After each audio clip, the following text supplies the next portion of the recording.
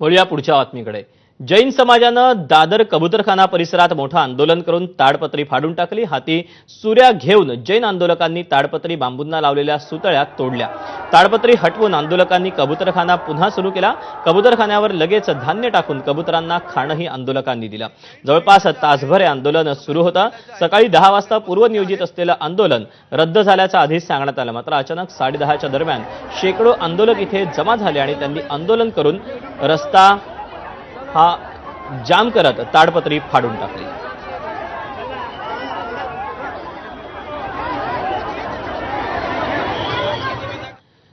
आंदोलनामध्ये जैन समाजाचे लोक नव्हते, बाहेरचे लोक आंदोलनात घुसले होते असा आरोप सहपालकमंत्री मंगलप्रभात लोढा यांनी केला। त्यावर मनीषा कायंदे यांनी काय उत्तर दिलं पाहूया।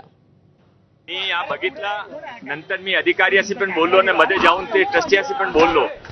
ट्रस्टियांच्या म्हणणं आहे ते बाहेरचे लोक आले होते, त्याने केला। ट्रस्टियाचा यामध्ये काय रोल नाही आहे। त्याने काल मीटिंग, आजची मीटिंग पोस्टपोन केली होती। काल माननीय मुख्यमंत्रीजीने आदेश दिला, जे निर्देश दिला ते त्यांच्यासाठी समाधानकारक होता।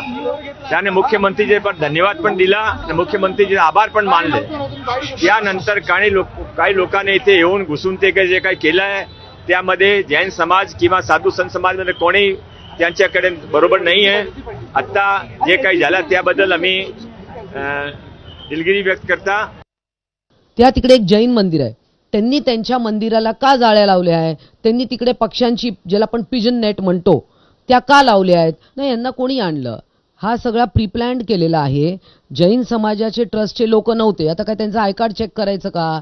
सगळी जैन लोक होती, इतर धार्मिक लोक होती। आता काल हा मुख्यमंत्र्यांनी जे निर्णय दिला त्याच्यावर कालचा मी तुम्हाला व्हिडिओ दाखवते। हा माणूस फुटपाथवर, आता हे फुटपाथवर चालू आहे, म्हणजे कोणी उठायचं आणि फुटपाथवर धान्य टाकायचं, हे कितपत योग्य आहे?